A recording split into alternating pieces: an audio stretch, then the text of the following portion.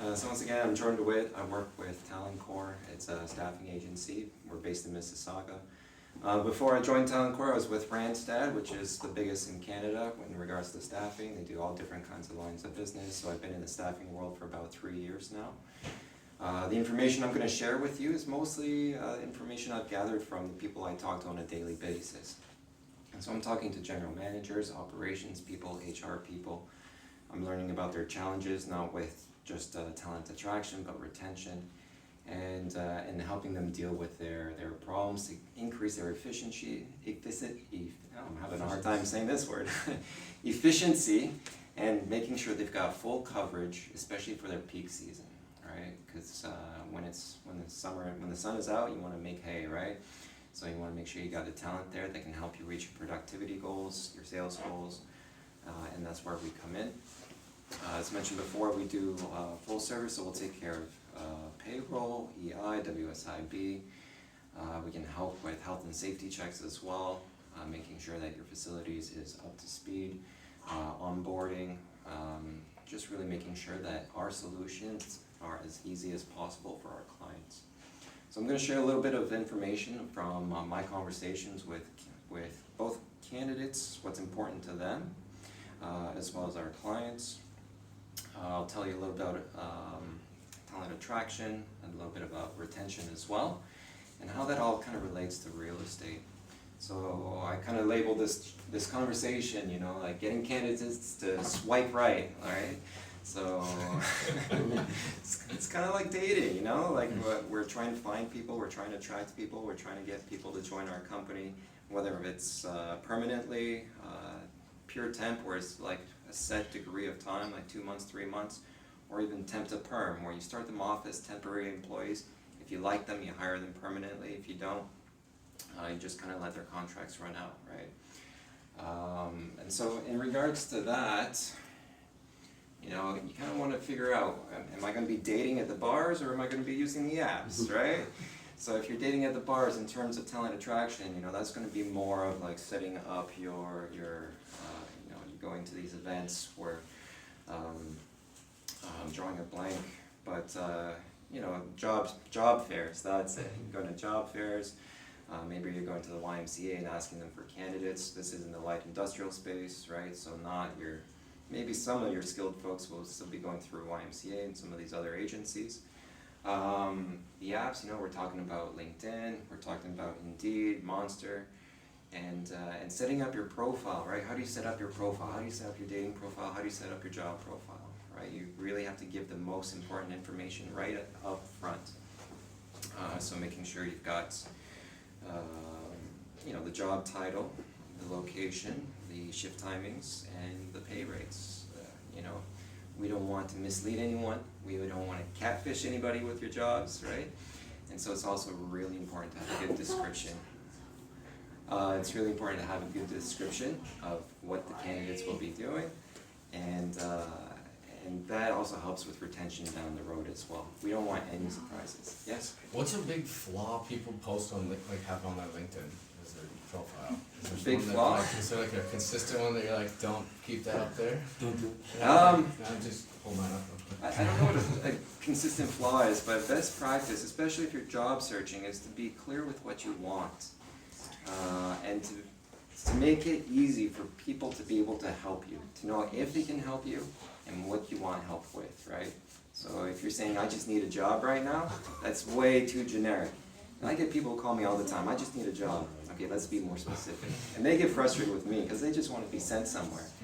But I know if I just send somebody somewhere and it's the wrong match, they're going to quit. They're not going to like it. There's going to be a smell because it's a tire warehouse and there's a weird smell in there, and they're going to quit after 3 days, right? Or if they've studied robotics, maybe I could find a technology company I can place them with.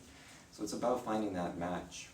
So great question. So not so much flaws, but just best practices on how to use LinkedIn. So first impressions. So again, like first impressions are lasting impressions, and if you're a small company or a big company, everyone has different competitive advantages. You know, I work with a lot of SME. I'm also working with some larger companies as well. The SME guys can kind of get this inferiority complex. complex, right? They're like, oh, we're small, we can't attract, we can't pay the same rates, we don't have the same opportunities. Those are all the competitive advantages of the big guys. The big guys, and they know they'll get somebody in, they can pay them well, they have growth potential. But if you're a small operation, you're making maybe 2-3 parts and supplying Ford with some very basic things, there's only so many positions that people can move up to, and you have to wait for people to retire for those positions to become open, right? The team itself might just be 40 people altogether. But the competitive advantage for small and medium companies is you really get to know your people, right? You can offer them more flexibility. You're not, you're not going to be time managed the same way as you are if you're working at a Canadian Tire distribution center or a Loblaws distribution center. They actually measure you to the second almost, right? If you're a forklift operator at Loblaws and you're 3 minutes behind, there's actually a guy sitting at the computer and saying, hey man, you gotta pick up the pace, we're a little bit behind, let's get this going. And I've talked to those guys, they hate their jobs, they all hate their jobs. But, and for the forklift operator, he's just feeling really micromanaged, right? So that's not to mean that because you're a small, medium company, people are gonna be slackers that are applying to your companies. Those guys are hardworking too. But what they are is they're more concerned about how they're treated in the workplace as well. It's not just about the name brand and building your long-term career. It's about having quality of life, having dignity. And the small, medium companies, I see them excel at this.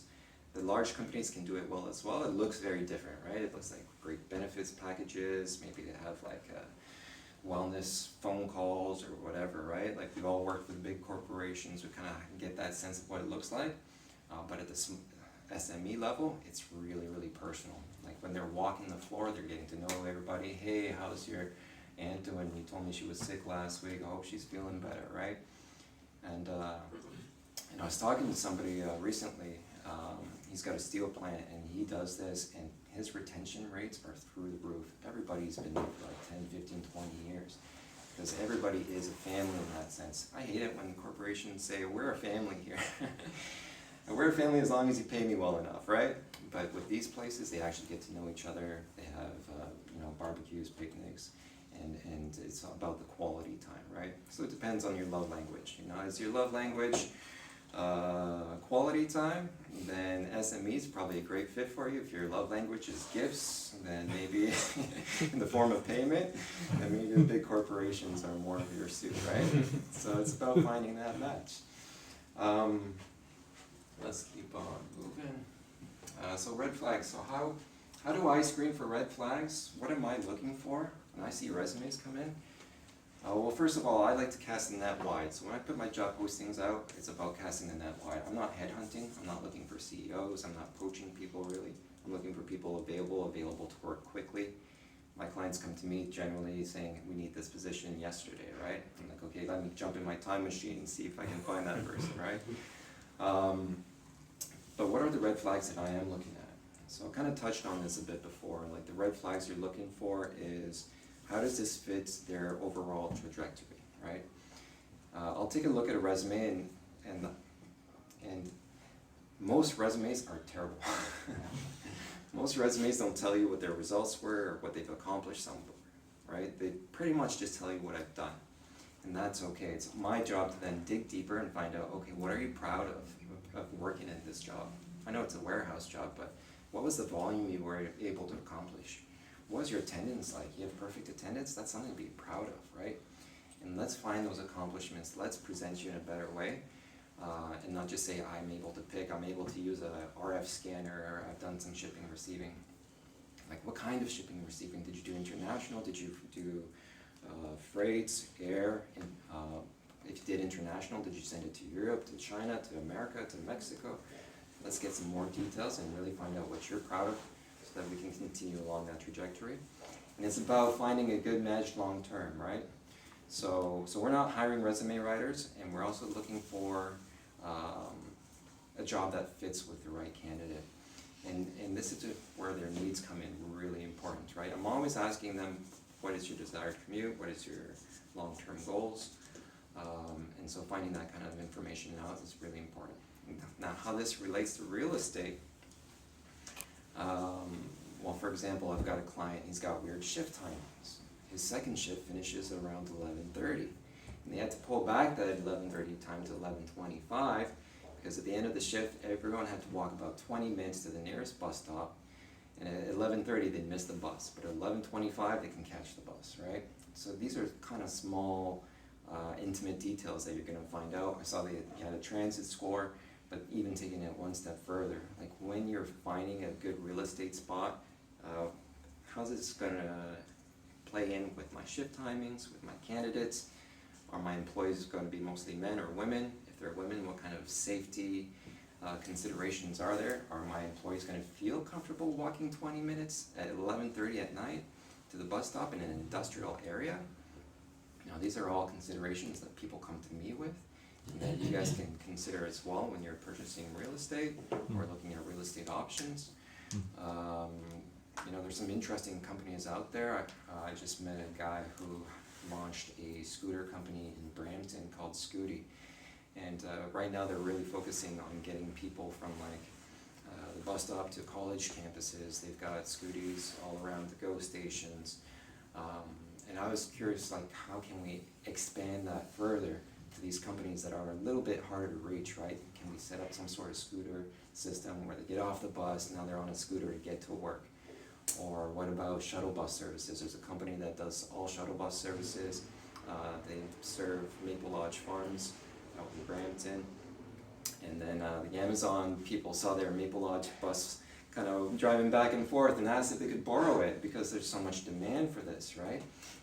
If you're taking the bus, you know it's a commitment to take transit anywhere, right? So any way we can make the job more attractive to people, the better the experience and the better the retention rates, right? So let's keep going. The toothbrush. So I'm dating. Eventually, you're gonna have an extra toothbrush for yourself, you know, at your partner's place, right? So this is kind of like onboarding, you know. And in the dating world, it's like, put the toilet paper over this way, not under, roll it this way, sleep on this side of the bed, put your shoes over here, okay, you get a drawer, right? So, and the more you follow those instructions, the better, the smoother your relationship's going to be, and hopefully the longer it's going to be. And the same with the world of recruiting, right? So we want to make sure we have good onboarding. Really take your time here, right? Do this well. The better you do this, the better the candidate experience is going to be, right? And the better the candidate experience, the faster he learns or she learns the job, the more productive they will be quicker. So it is about productivity, it is about efficiency. A good staffing agency is also going to prepare your candidates to do the job well. So for example, I've got a colleague, he's got a fulfillment center. And when he started off, it was just him, a couple of his buddies kind of starting this business. They hired a few people.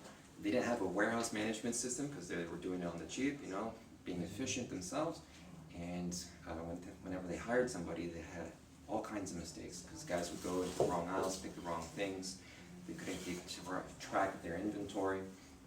So they finally got a WMS, a warehouse management system, to track that, and the investment was well worth it, right? But beyond that, you know, he was still having issues, right? And so even he was having a hard time. Like he'd get the packing slip, you know where things were, but he had to make a map.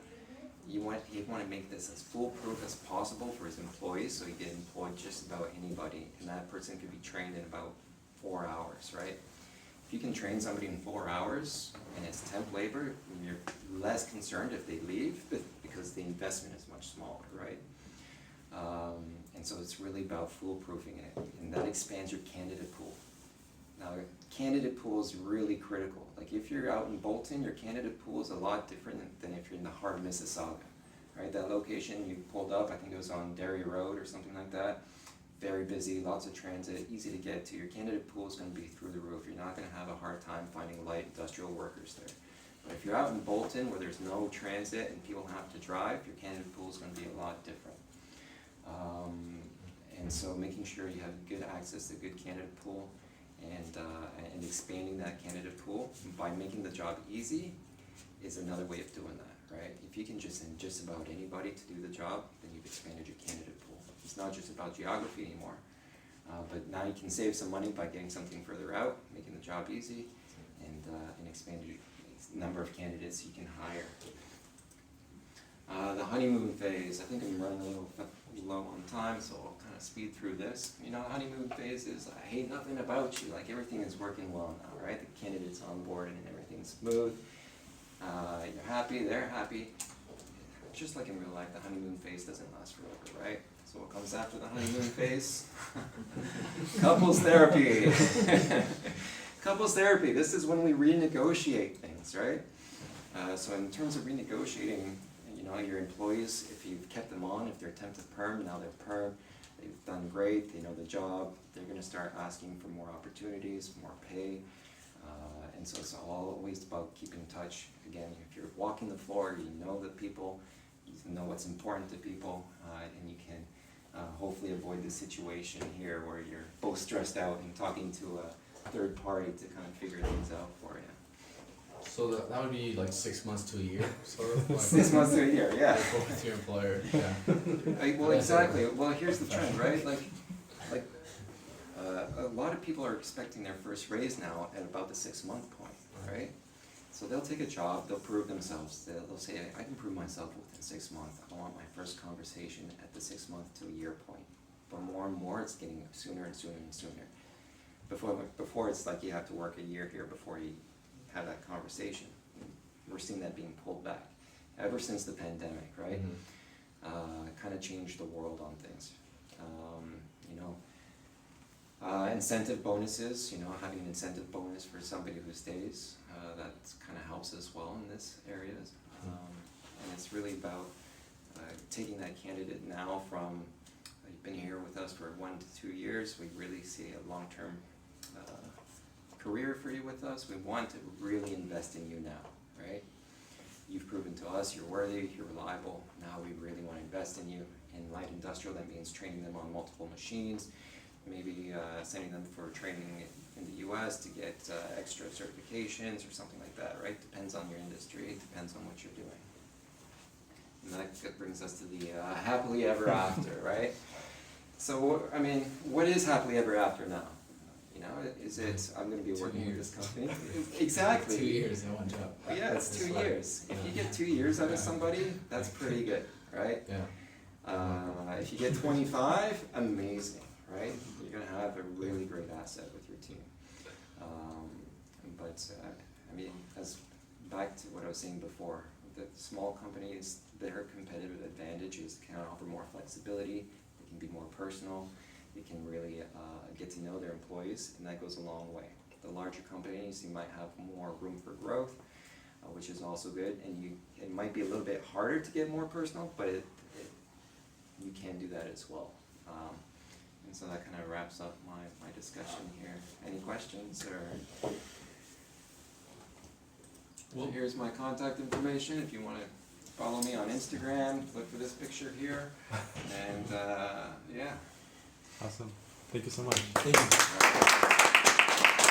you. Any final question? Good. Awesome. Thank you so much, George. Nice. Thank you.